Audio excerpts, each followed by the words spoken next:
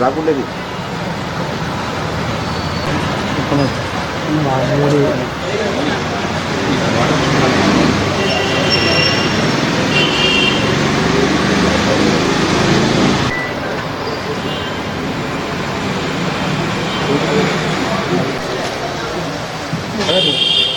ఏం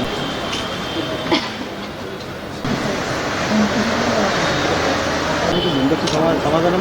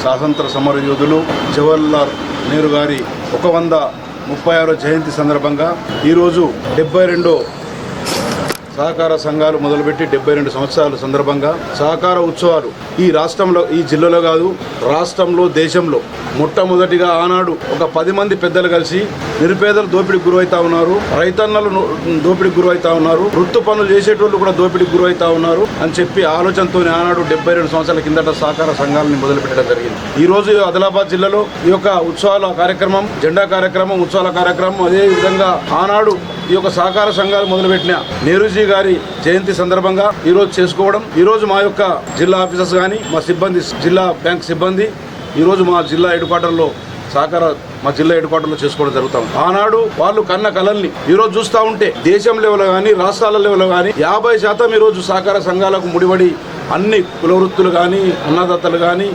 అదేవిధంగా నిరుపేదలు కానీ ఈరోజు సహకార సంఘంలో ఒక మెంబర్గా ఉన్నారు. ఇదంతా ఆనాడు మహానుభావుడు ఆ జవహర్లాల్ నెహ్రూ గారే చేసిన కార్యక్రమం అని చెప్పి ఈ సందర్భంగా ఈ రోజు ఎమరేసుకొని గుర్తు చేసుకుంటున్నాం. అటువంటి మహానుభావుల జయంతులు అందరిది, మహాత్మా గాంధీది కానీ, జగజీవన్ రెడ్డి కానీ, అంబేద్కర్ది కానీ, నెహ్రూది కానీ, ఇటువంటి మహానుభావులది ఎన్నడైతే మనం జ్ఞాపకం చేసుకుంటామో ఆ వాళ్ళ అడుగుల్ని మనం నడవాలన్న ఆలోచనతో ఇంకా ఈ రోజు చూస్తూ ఉంటే 2020 దాకా వచ్చేసరికి ఈ రోజు సహకార సంఘాలు దేశం లెవెల్లో కూడా కంప్యూటర్ సిస్టమ్కు రావడం జరిగిందని చెప్పేసి తెలియజేస్తాము.